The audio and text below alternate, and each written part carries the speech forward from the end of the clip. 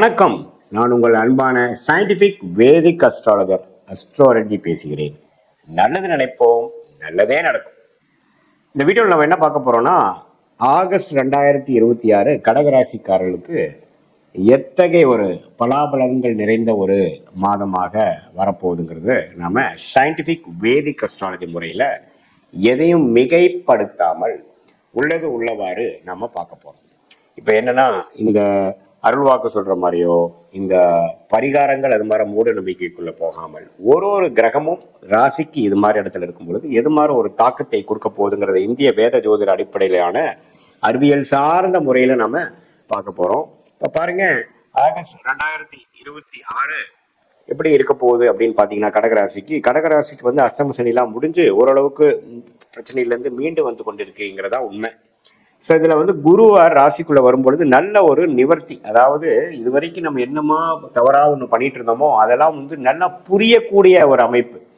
இப்போ சில பேர் சொல்றீங்க, என்ன சார் கடகராசி குரு ராசிக்குள்ளே வந்திருக்குன்னு சொல்றீங்க, ஒன்றும் விளங்கலையே, இன்னுமே நான் பிரச்சனையில தானே இருக்கேன் அப்படின்னு நினைப்பீங்க. ஆனால் இவர் வந்துதான் என்ன பிரச்சனை, இது வரைக்கும் நம்ம செய்ததில் என்ன ப்ராப்ளம் இருக்குங்கிறத காட்டினாதான் அடுத்த லெவலுக்கு நம்ம போக முடியும். ஸோ அது மாதிரி ஒரு நல்ல விஷயத்தை கொடுக்கக்கூடிய ஒரு திருஷ்டியை உச்ச குரு வந்து ராசிக்குள்ள கொடுத்து 7, 9, 5ங்கிற அருமையான பாவத்தை பார்க்கும் பொழுது இனிமேல் நம்மளுடைய வாழ்க்கை பயணம், நம்ம செய்யக்கூடிய தொழில் அமைப்புகள், வேலை அமைப்புகளை திருத்தி கொண்டு கொஞ்சம் மாற்றி அமைத்து கொண்டு நல்ல விதமாக போய் அடுத்து வரக்கூடிய வாழ்க்கைக்கு வேணுங்கிற ஒரு அஸ்திவாரத்தை ஃபவுண்டேஷனை செய்யக்கூடிய அமைப்பாக நாம எடுத்துக்கொள்ளலாம். ஸோ கண்டிப்பாக கடகராசிக்கு குரு ராசிக்குள்ள வந்திருக்கிறார். சனி பார்த்தீங்கன்னா 9ஆம் இடத்தில் இருக்கிறார். 8ஆம் இடத்தில் ராகுவும் 2ஆம் இடத்தில் கேது இருக்கிறார். ஆனால் இந்த ஆகஸ்ட் மாதம் என்ன நடக்குதுன்னா, உங்களுடைய ராஜயோகாதிபதி செவ்வாய் 12ஆம் இடத்திலும் ராசிக்குள்ளேயே பார்த்தீங்கன்னா புதனும் சூரியனும் வராங்க. ஸோ 2ஆம் இடத்து அதிபதி புதன், சூரியன் பார்த்தீங்கன்னா ராசிக்குள்ள வருவது, புதன் ராசிக்குள்ள வருவது நம்ம ஒரு நல்ல அமைப்பு. குருவோட சேருகிறார்கள். ஸோ எப்போ ஒரு குருவோட புதன் சூரியன் சேருகிறார்கள், அதே மாதிரி சுக்கிரன் 3ஆம் இடத்துக்கு வழங்கும் பொழுது நல்ல ஒரு அமைப்பு தான். அதாவது புத்தி கூர்மை உண்டு சில விஷயங்கள் செய்யறது, இது வரைக்கும் நம்ம என்ன மாதிரி தப்பு பண்ணுங்கிறத தெரிஞ்சு இப்போ டோட்டலாக ஆல்டர் பண்றது. படிக்கிற மாணவர்களுக்கெல்லாம் பார்த்தீங்கன்னா நல்ல உத்வேகமான ஒரு கான்சென்ட்ரேஷன், படிப்பு முயற்சி, அது மூலமாக நல்ல ஒரு பலன்கள்.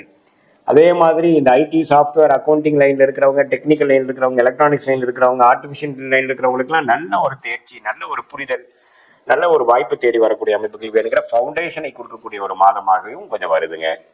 ஸோ இப்போ எப்படின்னா, இந்த ராசி இவ்வளோ ஒரு குரு புதன் சூரியனுங்கிற ஒரு நல்ல கிரகத்தின் தாக்கத்துல மாதம் முழுவதும் இருக்கும் பொழுது ஒரு நல்ல சில விஷயங்கள் பல மாதமாக போட்டு கொண்டிருந்த திட்டங்கள் வந்து கொஞ்சம் செயல்படுத்தி அதில் கொஞ்சம் ரன்னிங்க்கு வரக்கூடிய அமைப்புகள், அல்லது பெரிய பிரச்சனையில மாட்டிக்கொண்டு இருக்கக்கூடியவர்களுக்கு ஒரு சின்னதாக ஒரு ஓப்பனிங் கிடைக்கக்கூடிய அமைப்புகள் அதெல்லாம் வருதுங்க.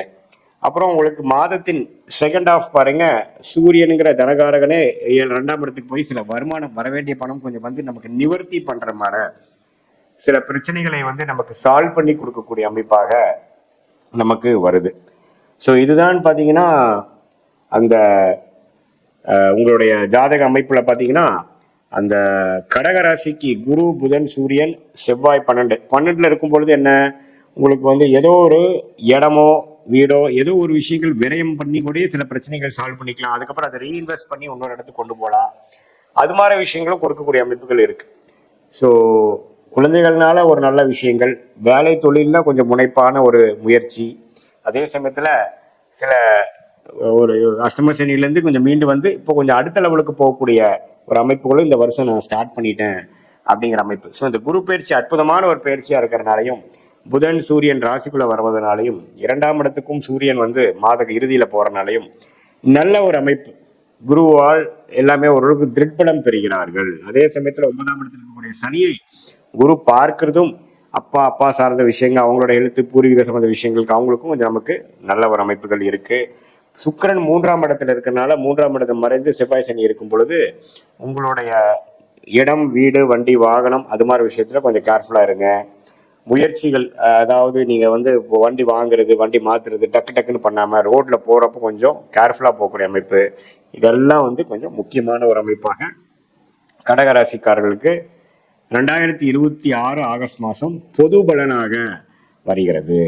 இது பார்த்தீங்கன்னா மேலோட்டமாக பார்க்கும் பொழுது ஓரளவுக்கு நல்ல அமைப்புகள் இருந்தாலும் இப்போ கொஞ்சம் அப்படியே நீங்கள் செய்கிற விஷயத்துக்கு உடனே பலன் கிடைக்கலினாலும் செப்டம்பர் அக்டோபர் நவம்பரில் நீங்கள் ஆகஸ்ட் மாதம் இது மாதிரி சில விஷயங்கள் டெசிஷன் எடுத்து நீங்கள் பண்ணீங்களோ, யாரை கான்டாக்ட் பண்ணி பண்ணீங்களோ, அல்லது மாணவர்கள் வந்து எது மாதிரி லைனில் நீங்கள் போய் ஜெயிக்கலான்னு முடிவு பண்ணீங்களோ, அல்லது வியாபாரிகளாக இருக்கட்டும், சீனியர் சிட்டிசனாக இருக்கட்டும், என்ன சிந்தனை வந்ததோ அது பிற்காலத்தில் ஒரு நல்ல பலன்களை கொடுக்கக்கூடிய ஒரு அமைப்பாக கடகராசிக்காரர்களுக்கு இருக்கு. இது பொதுவான பலனே தவிர உங்களுடைய பிறந்த தேதி, பிறந்த நேரம், பிறந்த உரை வைத்து திருக்கணித பஞ்சாங்கத்தில் ஜாதகத்தை போட்டு நம்மளுடைய கன்சல்டேஷன்ல நீங்க பார்க்கும் பொழுது உங்களுக்கு எது மாதிரி தசாபுக்திகள் போய்கொண்டு இருக்கிறது, எது மாதிரி அமைப்பு உங்க ஜாதகத்தில் இருக்கு, சயின்டிஃபிக்கா எப்படி தெரியுது, டிகிரி அடிப்படையில் பார்க்கும் பொழுது கர்மா எப்படி வேலை செய்யுது, பாஸ்ட்ல எப்படி வந்தீங்க, இப்போ ப்ரெசென்ட் எப்படி இருக்கு, ஃபியூச்சர் எப்படி போக போகுது, நீங்க எது மாதிரி முடிவுகள் எடுக்கலாம், ஏன் இது மாதிரி ஒரு சூழ்நிலை நமக்கு வந்தது, இதுல இருந்து எப்படி நம்ம தப்பிக்கலாம், எந்த மாதிரி திசையில நம்ம வந்து வாழ்க்கை பயணத்தை நம்ம மேற்கொள்ளுமாறு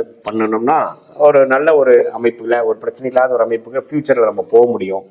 எது மாதிரி துறை நமக்கு யோகமா இருக்கு, எது மாதிரி துறை யோகம் இல்லை, எப்போ கடன் அடையும், எப்போ நமக்கு வந்து பெரிய பிரச்சனைகள் முடிவு வரும், எப்போ உடல் உபாதைகள் குறையும், எப்போ கல்யாணம் ஆகும், எப்போ வந்து குழந்தை பேரு கிடைக்குங்கிற மாதிரி வாழ்க்கைக்கு வேணுங்கிற எல்லா விஷயங்களும் நம்மளுடைய தசா புக்தி அந்தர சூக்ஷமத்தை இப்ப நம்ம பேசின கோச்சார ஜோதிடத்தையும் சேர்த்து வைத்து பார்க்கும் பொழுது நல்ல அமைப்பாக நமக்கு வந்து இந்த ஒரு மாதம் வந்து ஃபியூச்சருக்கு வேணுங்கிற எல்லா முடிவுகளையும் எடுக்கக்கூடிய ஒரு அமைப்பாக எப்படி வருதுங்கிறதையும் நம்ம கண்டிப்பா பார்க்கலாம்.